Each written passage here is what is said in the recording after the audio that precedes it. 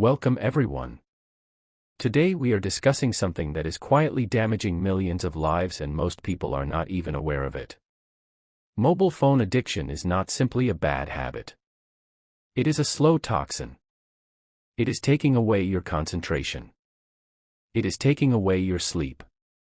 It is taking away your self-belief. It is taking away your health. And the most dangerous truth is this. It is taking away your relationships and your children's future.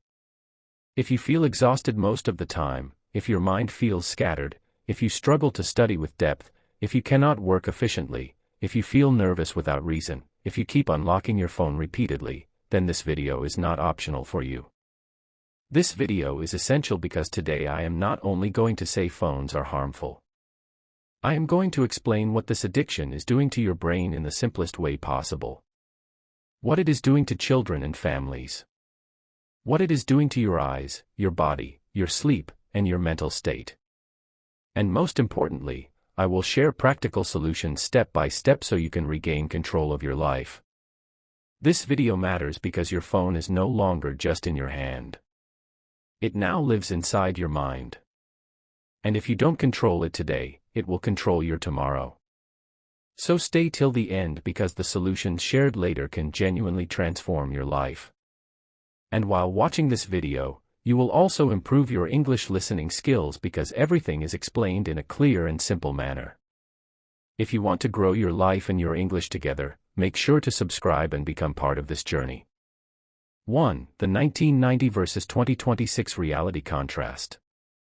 Imagine it is 1990, evening time. You step outside and you witness real living. Children are playing in open spaces. Some are running. Some are laughing. Some are arguing and then becoming friends again. They are learning communication, sharing, emotional control, victory, and defeat. Parents are sitting together. They are talking. Directly. They are listening with attention. Even if life is challenging, their minds are present. If someone felt sad, others noticed.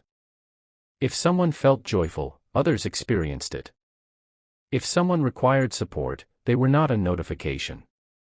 They were a real person sitting nearby. People were not perfect in 1990.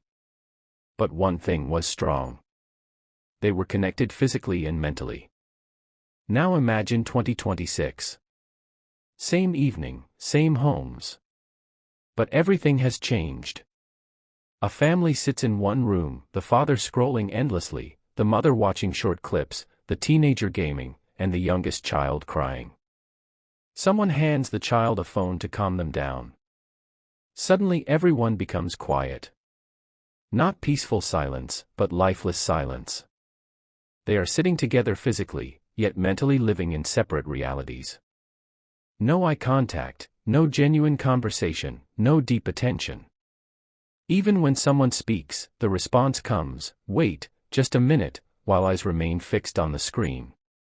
This is the real shock. In 1990 people felt bored sometimes, but they stayed connected. In 2026 people remain entertained constantly, yet disconnected.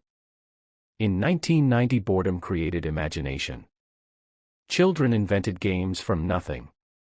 Creativity was natural. In 2026 boredom creates anxiety because the brain has learned one rule. If silence appears, grab the phone. That is addiction and it is damaging something deeply human. The ability to sit peacefully, the ability to concentrate, the ability to communicate deeply, the ability to enjoy simple living. Now think about children again. In 1990 a child learned life through real experiences. They watched expressions. They copied emotions. They learned language by hearing adults speak. Confidence developed through outdoor play. In 2026 many children learn life through screens. A screen does not provide real eye contact. A screen does not teach patience. A screen cannot transfer genuine emotions. A screen delivers fast visuals, fast sounds, instant pleasure. The child becomes silent, yes, but the brain becomes restless. That is why today many children become irritated quickly, struggle to sit calmly, need continuous stimulation, avoid books, avoid slow learning, avoid meaningful conversation because their brain has adapted to speed. And when the brain adapts to speed, real life feels slow. This is the biggest danger of 2026. The phone is not only consuming time, it is reshaping what your brain enjoys. It is reshaping tolerance. It is redefining normal behavior. That is why many people say today, I cannot focus. I cannot study. I feel restless. I feel tired even when life is fine. Because the brain no longer craves peace. It craves stimulation. Understand one thing clearly. This is not about blaming technology. Technology is powerful. Addiction is dangerous. A knife can cut fruit or injure your hand. A phone can improve your life or damage it. The difference depends on who controls whom. And right now for millions of people, the phone is in control. 2. Scientific reality. What mobile addiction does to the brain. Simple and real. Mobile addiction is not just liking your device. It is your brain being conditioned the same way animals are trained. Your brain learns that touching the phone creates pleasure. Once this learning becomes deep, stopping becomes difficult. Inside the brain exists a system deciding repeated behavior.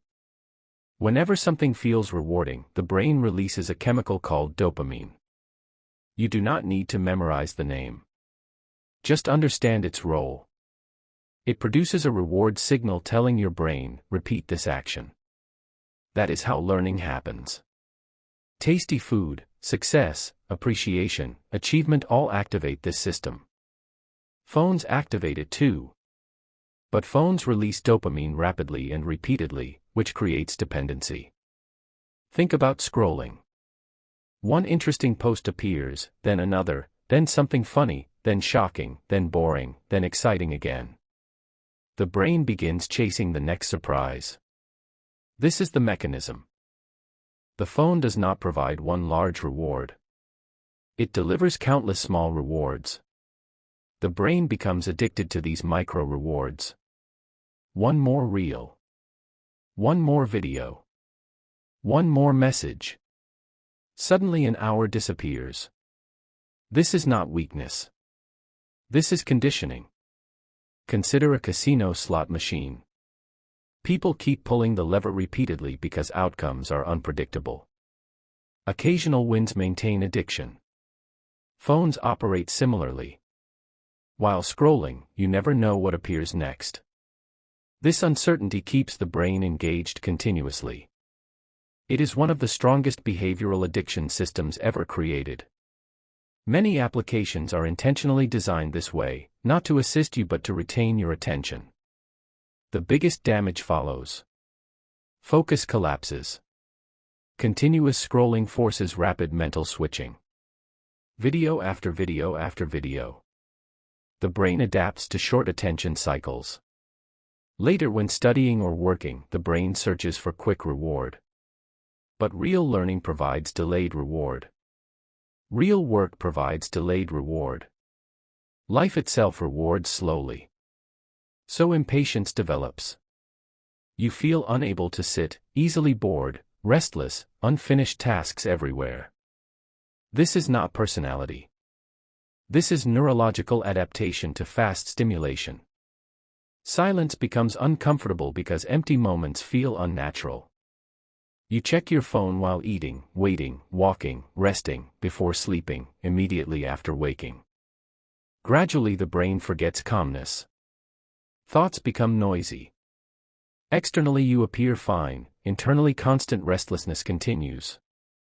People then say, I feel anxious without reason. One reason is a brain that never rests. The dangerous stage begins when scrolling becomes emotional medicine. Stress equals scrolling. Boredom equals scrolling. Loneliness equals scrolling. Sadness equals scrolling. The brain learns phone equals relief. But this relief is temporary. Problems remain unsolved. Stress is avoided, not resolved. Loneliness is numbed, not healed. Discipline weakens while dependency strengthens. After long scrolling, people feel emptiness because deep down they know time was lost again. Guilt creates stress. Stress pushes them back toward the phone.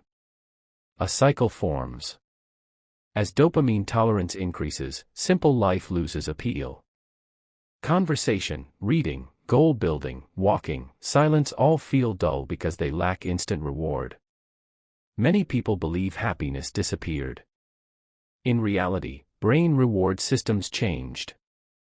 This is silent destruction. Not just lost time, altered brain function. But here is the powerful truth. The brain can recover. It remains adaptable. Just as addiction was learned, control can also be learned. Reduce screen dependence and focus returns. Patience returns. Sleep improves. Peace returns. You rediscover real moments and genuine calm. When calm returns, life feels meaningful again. Not because circumstances changed, but because your brain regained freedom.